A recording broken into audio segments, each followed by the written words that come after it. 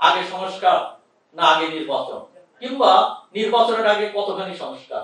এখন এই অন্তর্বর্তী সরকারের কাছে মানুষের এই প্রত্যাশা আকাশ ছোঁয়া।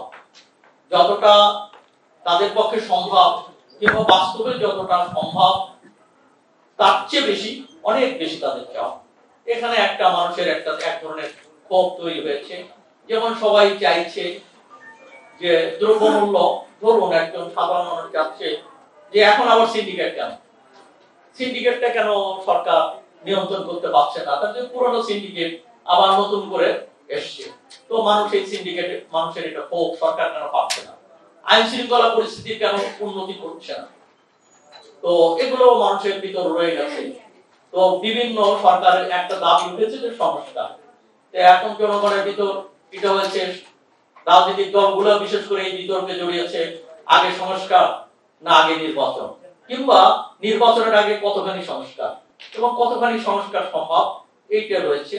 তো আমরা যেটা গতিমুখ লক্ষ্য করছি যে অন্যান্য সমস্যাগুলো আছে, পুলিশ ডিমোরালাইজ হয়ে গেছে, পুলিশ প্রশাসনিক ব্যবস্থা ভেঙে পড়েছে, এটাকে রিভাইভ করা, তো সেই ধরনের দাবিগুলো আছে। কিন্তু রাজনৈতিক দলের আকাঙ্ক্ষা এখন যেটা দাঁড়িয়েছে, কিংবা অনেকের মধ্যে খোলামেলা বক্তব্য দিচ্ছে, সাধারণ মানুষও ভোট দিতে চাইছে, আবার দ্রব্যমূল্য নিয়ন্ত্রণ চাইছে, আইন শৃঙ্খলা পরিস্থিতির উন্নতি চাইছে। এখানে বৈষম্য বিরোধী ছাত্রদের চাওয়াটা আর একটু অন্যরকম। যেমন বৈষম্য বিরোধী ছাত্রদের চাওয়া যেটা আমরা লক্ষ্য করছি, তারা এক ধরনের ঘোষণা, যেটা মানুষ আবার বোঝে যে আসলে ঘোষণাটা কি। তারা বলছে যে একটা ঘোষণা দিতে হবে। আন্দোলনের আগে তাদের একটা 9 দফা ছিল, তো একটা ঘোষণা ছিল, তারপরে আর কি ঘোষণা। তো সেটা হচ্ছে এখানে বলা হচ্ছে যেটা এটা একটা বিপ্লব। অতএব বিপ্লবের ঘোষণা কিন্তু বিপ্লবের আগে হয় আমাদের রাষ্ট্রবিজ্ঞানের। এটাকে বিপ্লব বলতে কেউ যদি বলে আবেগ দিয়ে, তাতে কোনো আপত্তির কিছু নেই। কিন্তু কিংবা এটাকে যদি কেউ স্বাধীনতা বলে, তাতে আপত্তির কিছু নাই, সেটা আবেগের ব্যাপার। কিন্তু রাষ্ট্রবিজ্ঞানের সংজ্ঞা এটা স্বাধীনতা যুদ্ধ না, এটা বিপ্লব না, এটা স্বতঃস্ফূর্ত জনতার অভ্যুত্থান। এই সত্যটা উপলব্ধি করতে হবে।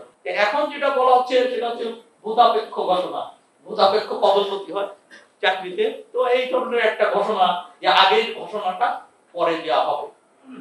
এটা আমার কাছে ব্যাপারটা, আমার কাছে একজন মানে সংবাদকর্মী হিসেবে আমার কাছে ব্যাপারটা ততটা স্পষ্ট না।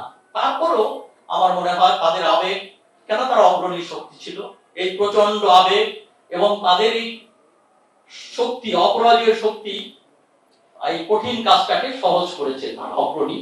কিন্তু আমাদেরকে বুঝতে হবে যে আজকের বাস্তবতা, এবং যেমন এই বাস্তবতায় এখন যদি চাওয়া হয় একটা বিপ্লব এর ঘোষণা দিয়ে বিপ্লবের সরকার গঠন করা হোক, তখন অন্তর্বর্তী সরকার কি করবে? কারণ অন্তর্বর্তী সরকার তো এই সংবিধানের অধীনে শপথ গ্রহণ করেছে, অতএব তাকে সংবিধান সমুন্নত রাখতে হবে।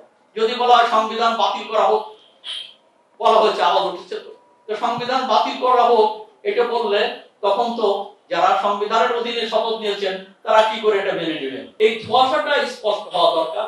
বিভিন্ন গতিমুখ, মানে বিভিন্ন রকম ট্রেন্ড, ঝোঁক তৈরি হয়েছে, সেই চোখের সামনে এক ধরনের ধোঁয়াশা ও আচ্ছন্ন হয়ে আছে। এই ধোঁয়াশা কাটিয়ে কোন গতিমুখটা, কোন গতিপথটা প্রধান হয়ে উঠবে, সেটা ভাববার বিষয়।